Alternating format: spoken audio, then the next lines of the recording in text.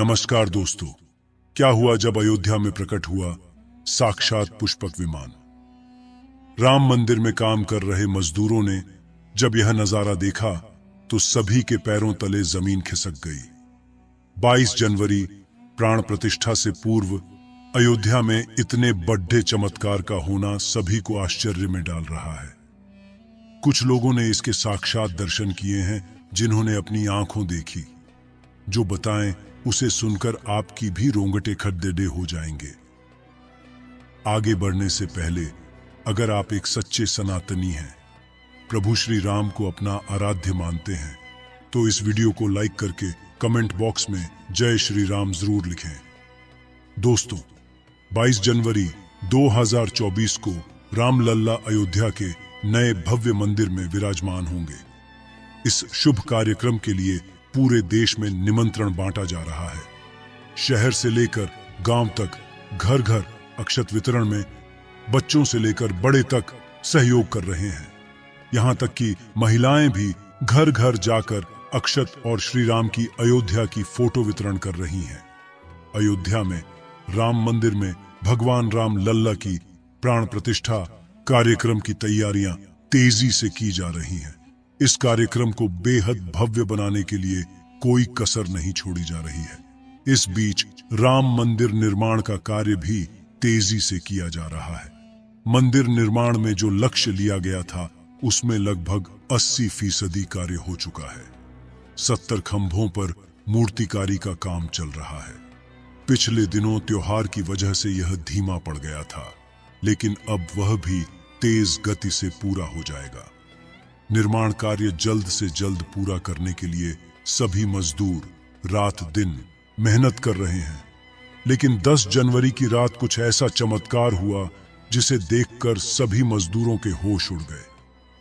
जब रात्रि के समय सब मजदूर अपना काम निपटाकर तंबू में सो रहे थे, उसी समय अचानक से उन्हें वहां कुछ हलचल महसूस हुई। सुरेश नाम के एक मजदूर ने जब तंबू से बाहर झांक कर देखा तो उसे राम मंदिर के परिसर कुछ अजीब सी पीली चमकती हुई चीज दिखाई दी।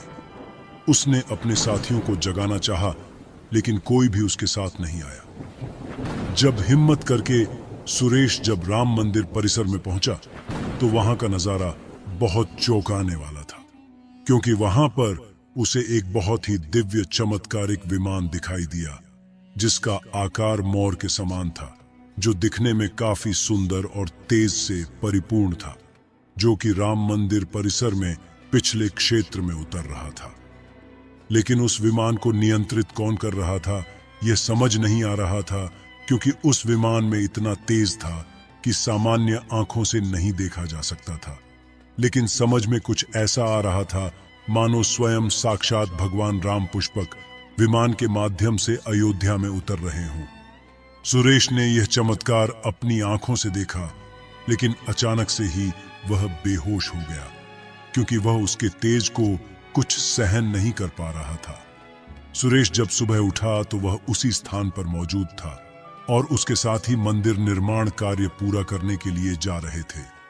उसने सभी को रोककर रात्रि की सच्चाई बताई, लेकिन सभी उसकी हंसी उड़ा रहे थे। लेकिन सुरेश मन ही मन समझ चुका था कि प्रभु श्री राम अयोध्या आ चुके हैं। ये उसके लिए सौभाग्य था कि उसे इतना सुंदर दृश्य देखने को मिला, जहां शायद उसने साक्षात पुष्पक विमान के दर्शन किए थे। यानी कि प्राण प्रतिष्ठा से पहले अयोध्या प्रकट हुआ साक्षात पुष्पक विमान। दोस्तों, देश के अलग अलग हिस्सों में कई बार अजीब सी आकृति के विमान देखे गए हैं, जिनका संबंध कई बार तो एलियन के साथ जोड़कर भी देखा जाता है। यानी कि अयोध्या में उस रात्रि को मोर की आकृति का विमान देखना वास्तव में प्रभु श्री राम का ही कोई संदेश हो सकता है। लेकिन क्या यह विमान सचमुच में पुष्पक विमान है? इसकी आखिर क्या गारंटी है? इसे समझने के लिए हमें पुष्पक विमान के रहस्य को अच्छे से जानना पड़ेगा। रामायण पुष्पक विमान का जिक्र है, जो पहले कुबेर के पास था। इसके बाद रावण ने उसे अपने सौतेले भाई कुबेर से लंका समेत बलपूर्वक हथिया लिया था। फिर रावण इसी के जरिए कहीं भी आता जाता था। रावण को हराने के बाद यह विमान श्री राम के पास आ गया। वह जीत हासिल करने के बाद इसी विमान के कहीं जगह होते हुए अयोध्या पहुंचे थे। रावण ने इसी के जरिए पंचवटी आश्रम से सीता का हरण किया था और उन्हें उस पर बिठाकर लंका ले गया था। कहा जाता है कि पुष्पक विमान आज के विमान की तरह था। पुष्पक विमान के जरिए रावण हवाई मार्ग से सफर किया करता था। रावण को मौत के घाट उतारने के बाद उसी विमान के जरिए प्रभु श्री राम, माता सीता और लक्ष्मण लंका से अयोध्या लौटे थे।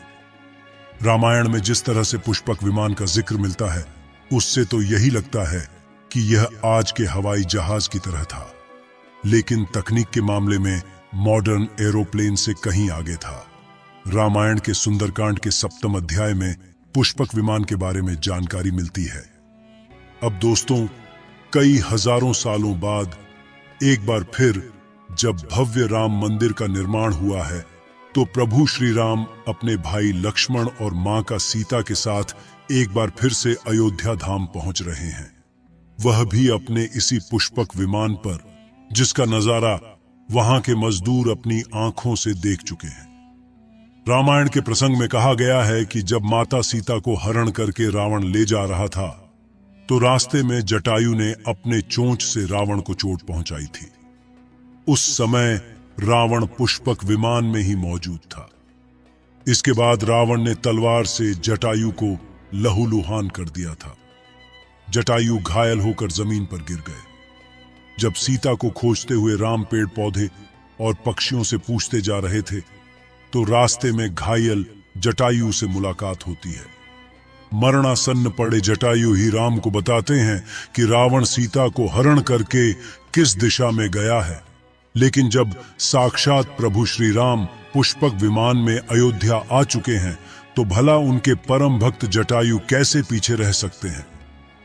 अयोध्या में राम लल्ला की प्राण प्रतिष्ठा से पहले जनपद की सीमा में गिद्धों का झुंड दिखाई दिया है। स्थानीय लोग इसे गिद्धराज जटायु से जोड़कर देख रहे हैं। वे इसे शुभ संकेत भी मान रहे हैं। मिल्कीपुर तहसील क्षेत्र के गांव धरौली में पिछले 10-1-2 दिनों से गिद्धों का झुंड वास कर रहा था। हालांकि उस गांव से गिद्ध उड़ गए हैं, लेकिन अयोध्या की सीमा में यहां वहां दिखाई दे रहे हैं। गांव वालों का कहना है कि पिछले 20 वर्षों से हम लोगों ने इलाके में गिद्ध नहीं देखे। अब जब राम मंदिर बन रहा है, तो इस गांव में लगभग 50 की संख्या में गिद्ध आकाश में दिखाई दे रहे हैं। उनमें से 10-12 गिद्ध गांव में ही सेमल के पेड़ पर वास कर रहे थे। गिद्धों के दिखने की घटना को ज्यादातर लोग राम से जोड़कर देख रहे हैं और शुभ संकेत भी मान रहे हैं।